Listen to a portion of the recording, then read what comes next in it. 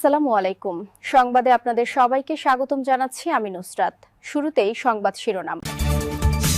ইরানের ভয়ে বৃহত্তম সেতু বন্ধ করল সৌদি। রাতেই ইরানকে শেষ করে দেওয়া হতে পারে ট্রাম্প। হরমুজ প্রণালীতে ট্রানজিট ফি বসাবে যুক্তরাষ্ট্র। ট্রাম্প ধ্বংস করা মার্কিন বিমানের নতুন তথ্য প্রকাশ করল ইরান। দর্শক, এতক্ষণ শুনছিলেন সংবাদ শিরোনাম। এখন বিস্তারিত। আপনি যদি ইসরায়েলের ধ্বংস চেয়ে থাকেন তাহলে চ্যানেলটি সাবস্ক্রাইব করে দিবেন এবং ভিডিওতে লাইক করে আপনার মূল্যবান মতামত কমেন্টে লিখে জানিয়ে দিবেন। এখন বিস্তারিত। ইরানের হামলায় ভয়ে বাহরাইনের সঙ্গে সংযোগকারী একমাত্র সড়ক বন্ধ করল সৌদি আরব। ইরান সৌদির তেল সমৃদ্ধ পূর্বাঞ্চলে ক্ষেপণাস্ত্র নিক্ষেপ করার পর মঙ্গলবার ৭ এপ্রিল দেশটি বাহরাইনের সঙ্গে সংযোগকারী একমাত্র সড়কটি বন্ধ করে দিয়েছে। তেহরান সৌদি আরবের দিকে ৭টি ব্যালিস্টিক ক্ষেপণাস্ত্র নিক্ষেপ করে, যা প্রতিহত করার সময় সেগুলোর ধ্বংসাবশেষ জ্বালানি স্থাপনাগুলোর আশপাশে পড়ে বলে কর্তৃপক্ষ জানিয়েছে। প্রতিরক্ষা মন্ত্রণালয়ের মুখপাত্র মেজর জেনারেল তুর্কি আল মালকি বলেন, ক্ষয়ক্ষতির পরিমাণ মূল্যায়ন করা হচ্ছে। এদিকে আরও ইরানি হামলার আশঙ্কায় সৌদি আরব জানিয়েছে তারা কিং ফাহাদ কজওয়ে, প্রায় ১৫.৫ মাইল দীর্ঘ সেতু, যা দেশটির দীর্ঘতম ও সবচেয়ে গুরুত্বপূর্ণ ব্রিজ, এটি দেশটিকে দ্বীপরাষ্ট্র বাহরাইনের সঙ্গে যুক্ত করেছে, সাময়িকভাবে বন্ধ করে দিয়েছে। বাহরাইনে মার্কিন নৌবাহিনীর ৫ম নৌবহরের সদর দপ্তর অবস্থিত। মার্কিন প্রেসিডেন্ট ডোনাল্ড ট্রাম্প হুঁশিয়ারি দিয়েছেন, ইরান যদি তার বেঁধে দেওয়া সময়সীমার মধ্যে চুক্তি না করে তাহলে এক রাতেই দেশটিকে শেষ করে দেওয়া হবে। বিশ্বের অন্যতম গুরুত্বপূর্ণ জ্বালানি পথ হরমুজ প্রণালী পুনরায় চালু করার শর্তে এই চুক্তির কথা বলছেন তিনি। ট্রাম্পের বেঁধে দেওয়া ডেডলাইন হল মঙ্গলবার রাত ৮টা ওয়াশিংটন সময় বা বুধবার বাংলাদেশ সময় ভোর ৬টা। এই চুক্তিতে উপসাগর দিয়ে জ্বালানির অবাধ প্রবাহ নিশ্চিত করার শর্ত থাকতে হবে। সোমবার হোয়াইট হাউসে সংবাদ সম্মেলনে ট্রাম্প বলেন, পুরো দেশটাকে এক রাতেই শেষ করে দেওয়া যায়, আর সেই রাতটা হয়তো আগামীকালই। ডেডলাইন পেরিয়ে গেলে ইরানকে প্রস্তর যুগে পাঠিয়ে দেওয়া হবে বলে আবারও হুঁশিয়ারি দেন তিনি। তিনি বলেন, তাদের কোনো সেতু থাকবে না, তাদের কোনো বিদ্যুৎ কেন্দ্র থাকবে না। যৌথ বাহিনী প্রধান জেনারেল ড্যান কিং এবং প্রতিরক্ষামন্ত্রী পিট হেগসেথকে পাশে নিয়ে এই সংবাদ সম্মেলন করেন ট্রাম্প। ট্রাম্প বলেন, তিনি বিশ্বাস করেন ইরানের বিচক্ষণ নেতারা সৎ বিশ্বাসে আলোচনা করছেন, তবে ফলাফল এখনও অনিশ্চিত। অন্যদিকে ইরান সাময়িক যুদ্ধবিরতির প্রস্তাব প্রত্যাখ্যান করেছে। তারা চায় স্থায়ী যুদ্ধবিরতি এবং সব নিষেধাজ্ঞা তুলে নেওয়া।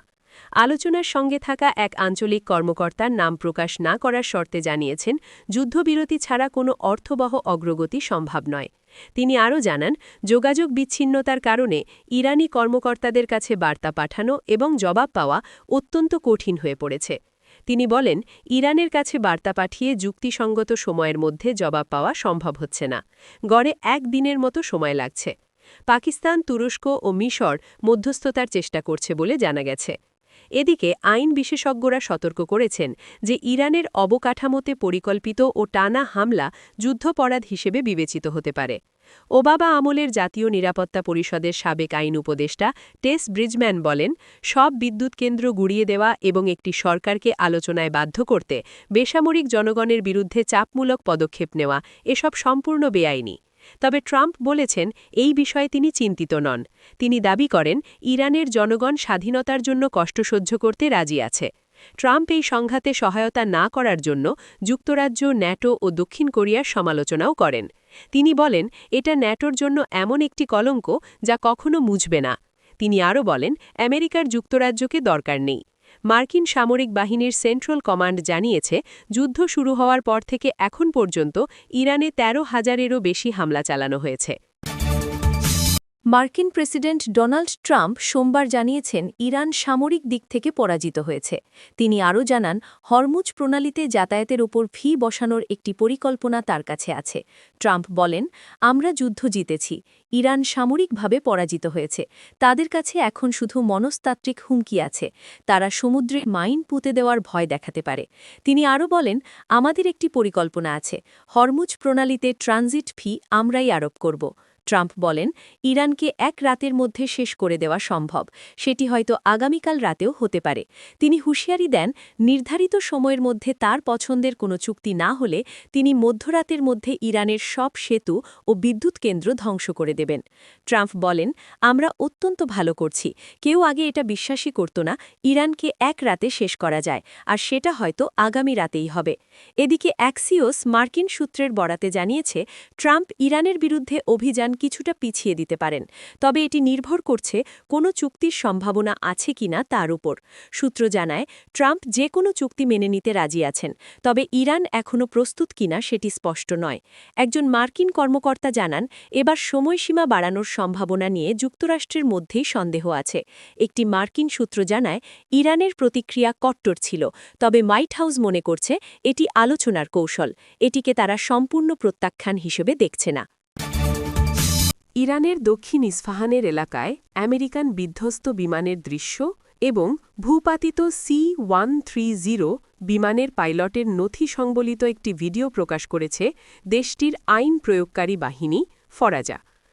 দক্ষিণ ইস্ফাহান অঞ্চলে আমেরিকান C-130 সহায়ক বিমান ধ্বংস হওয়ার খবরের পর ইরানি পুলিশ এই অঞ্চলে শত্রু বিমান মোকাবিলার কার্যক্রমের নতুন ছবি প্রকাশ করেছে।